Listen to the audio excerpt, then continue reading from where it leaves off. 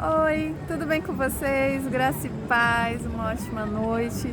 Nós estamos aqui para fazer aquele convite imperdível, indispensável, o convite da nossa escola sabatina. E se você ainda não faz parte dessa escola sabatina, por que você não está ainda na nossa escola sabatina maravilhosa? Sabe qual é o tema que nós estamos estudando essa semana? Qual, amigo?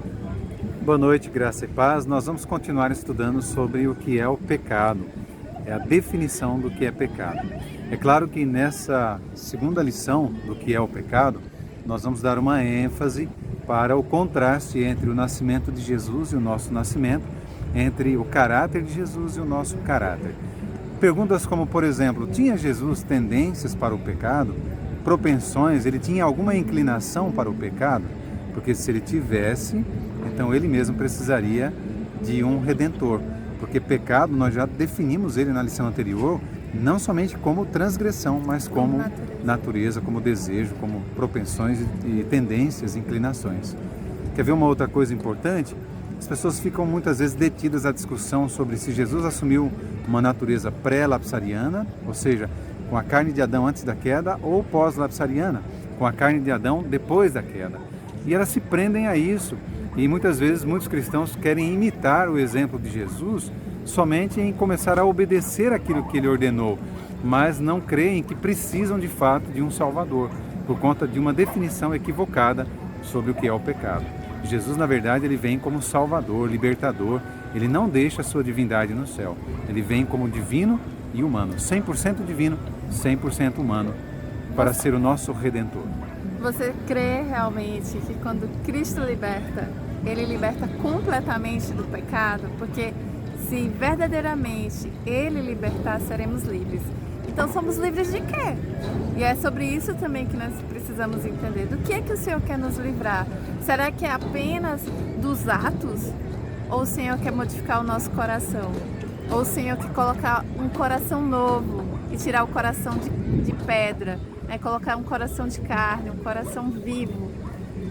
Exatamente. Você percebe quanto é importante ter a definição correta do que é o pecado? Senão você desenvolve um legalismo, um farisaísmo. Os fariseus, por exemplo, eles tinham pecado na conta de transgressão apenas.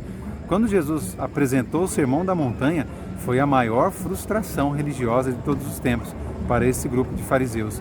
E tem sido até os dias de hoje.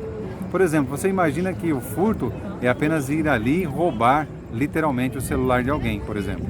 Mas e a vontade de roubar? O que gera o ato, se não é o desejo? Então é exatamente isso que nós precisamos definir corretamente, para termos inclusive condições de ir de maneira eficaz até o nosso sumo sacerdote, nosso Salvador, porque é isso que ele é para nós. Agora, se ele veio exatamente na condição dos homens, no sentido de caráter, de moral, então ele também precisaria de um redentor. Você imagina o seguinte, você deve R$1 milhão. Chega alguém que deve também a mesma conta que você, o mesmo valor. Como é que pode ser paga a dívida? Não tem como ser pago. Agora, se você tem alguém que tem 10 milhões e você deve 1 milhão, ele pode te emprestar e não vai ficar faltando ainda nada para ele, vai ser suficiente para todos. Assim é a condição de Jesus em relação a nós. João, ele era filho do trovão. E depois de conhecer a Cristo, ter intimidade e uma profunda conversão, regeneração, ele é chamado pela palavra de filho do amor. Discípulo do amor. Discípulo do amor.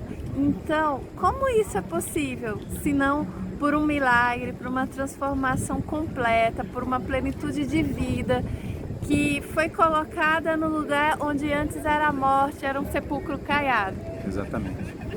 Antes, João tinha uma natureza que era predisposta para o ódio, a ira, a vingança.